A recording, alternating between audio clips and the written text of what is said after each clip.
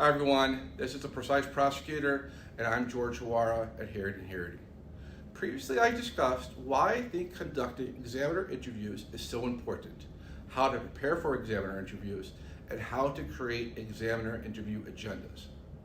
But now it's game time, and the interview is about to take place. So it all comes down to execution to determine the interview's success. So here's how I like to conduct examiner interviews, at which I found the most success. When I start the call, I always take a couple minutes to ask the examiner how they're doing and to see what's new at the patent office. Making things a bit personal and asking these simple questions can go a far way. They can make the interview less contentious and allow the examiner to want to work with you. Then, depending on the stage of prosecution, I will give an overview of the invention in relation to a particular drawing of the application and pay particular attention to those relating to the argument or the claim amendments.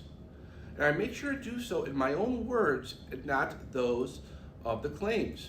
I then discuss how the claims and pay particular attention to the claim amendments relate to that story. I then give my understanding of the rejection and what the cited portions of the references teach and illustrate how they don't teach the claimed features. And then at the end, I always try to come to some sort of agreement.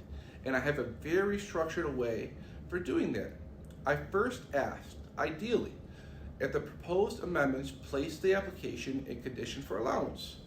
If they don't, I ask, do the proposed amendments overcome the applied references? If they don't, I then ask, do they overcome the cited sections of the applied references?